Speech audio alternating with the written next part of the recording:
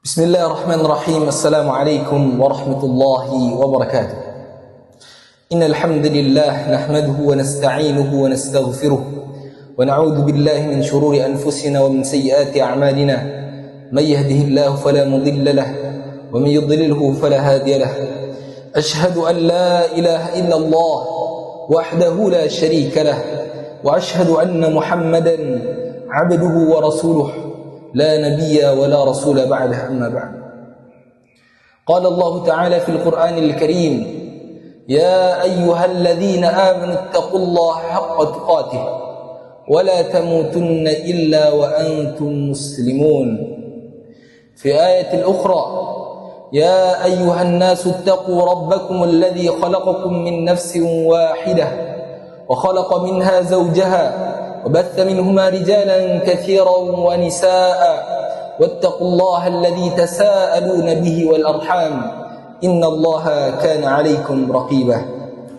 Jemaah rahimani wa rahimakumullah.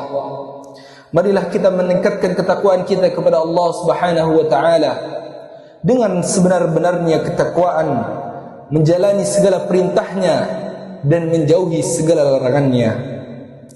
Pada kesempatan Jumat yang mulia ini, khatib ingin berwasiat kepada diri khatib pribadi dan umumnya kepada para jamaah sekalian, yakni tentang menjaga lisan.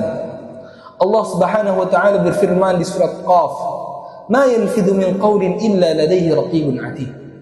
Sesungguhnya apa yang kita katakan tidak lain dan tidak bukan akan ada raqib dan atid yang senantiasa mencatatnya. Jemaah rahimani wa rahimakumullah. Rasulullah sallallahu alaihi wasallam bersabda, barang siapa yang beriman kepada Allah dan hari akhir, maka hendaklah ia berkata baik atau diam.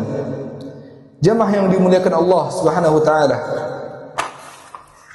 betapa banyak permusuhan terjadi karena ucapan, betapa banyak hati hancur karena perkataan, betapa banyak persaudaraan putus karena lisan yang tidak dijaga.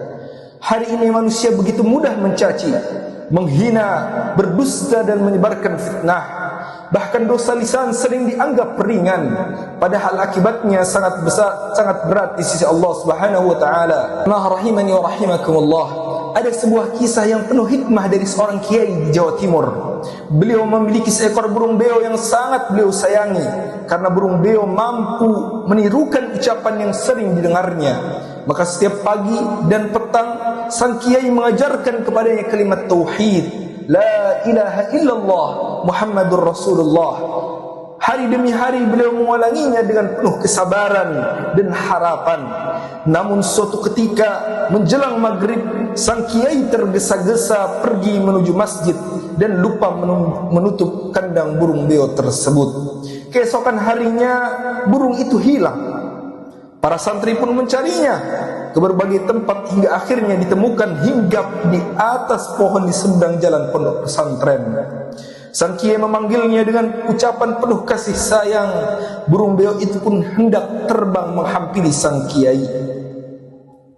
Namun tiba-tiba sebuah truk yang melintas menghantam daripada burung beo tersebut hingga menabraknya, hingga burung beo tersebut terpental. Ketika terpental, sang kiai langsung bersegera menghampiri burung beo tersebut. Ketika burung beo tersebut terkapar sekarat, sang kiai hanya mendengar kalimat keok daripada lisan burung beo tersebut. Pak Kiai pun bersedih. 1 hari, 2 hari, 3 hari. Akhirnya santri-santri berinisiatif urunan memberikan burung beo terbaik yang ia beli di pasar di kota tersebut. Santri-santri berkumpul di depan rumah Pak Kiai. Salah satu santri mengatakan, "Wahai Pak Kiai, ini hadiah dari kami untuk engkau, agar engkau tidak bersedih." Apa jawaban Pak Kiai? "Terima kasih, wahai santri." Setelah itu Pak Kiai bersedih kembali. Salah satu santri mengatakan, "Wahai Pak Kiai, kami telah memberikan hadiah terbaik kepada engkau. Kenapa engkau masih bersedih, wahai Pak Kiai?" Apa jawaban Pak Kiai? "Wahai santriku, demi Allah, aku bukan bersedih karena burung beo tersebut. Aku bukan bersedih karena burung beo itu mati. Aku bersedih bukan karena burung beo tersebut, Tapi aku bersedih bagaimana dengan umatnya Rasulullah yang setiap harinya ia mengatakan kalimat-kalimat kotor. Lisannya dipenuhi dengan kalimat-kalimat yang kasar, menggibah, menggunjing, menghina. Apakah ia mampu ketika akhir hidupnya dia mengatakan kalimat la ilaha illallah Muhammadur Rasulullah? Sementara burung beo yang tiap hari aku ajari kalimat la ilaha illallah Muhammadur Rasulullah, di akhir hidupnya ia hanya mengatakan keok. Bagaimana dengan umatnya Rasulullah? Jemaah rahimani wa rahimakumullah.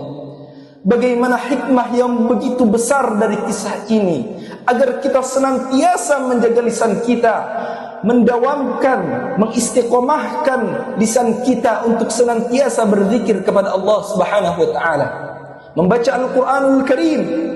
Maka basahilah lisan-lisan kita dengan berzikir kepada Allah Subhanahu wa taala.